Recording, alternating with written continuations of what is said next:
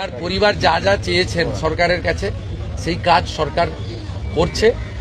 আমি আশা করি যে তদন্তের মাঝপথে আমার না বলাই ভালো, কিন্তু এটুকু আমি বলে দিচ্ছি, পরিবার যেভাবে জাস্টিস চেয়েছেন, পরিবার সরকার এবং পুলিশের কাছ থেকে যে যে সহযোগিতা চেয়েছেন সেটা তারা পাবেন। মোট 4টি মামলা হয়েছে।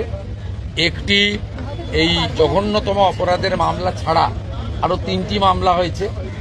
সম্ভবত আমি এখনই বলবো না, আমি কাউকে ক্লিয়ারেন্স দিতে চাই না, পুলিশ বলবে। যেটা মব লিঞ্চিং হয়েছে এর পিছনে একটা কমিউনাল অ্যাঙ্গেল ছিল। রেল লাইনে যেভাবে রেলপথকে উপড়ানো হয়েছে, আমাদের অতীত ইতিহাস মনে পড়ছে।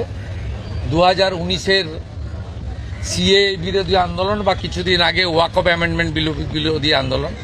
তৃতীয় হচ্ছে সিআরপিএফের 2জন জওয়ান আহত হয়েছেন, একটা পুলিশের গাড়িকে জ্বালানো হয়েছে। আপনারা নিশ্চিন্তে থাকুন, প্রথমটার তো বিচার দেব, ক্যাপিটাল পানিশমেন্ট দেব। ওর বাবা যা যা চেয়েছে সব করবে মুখ্যমন্ত্রী।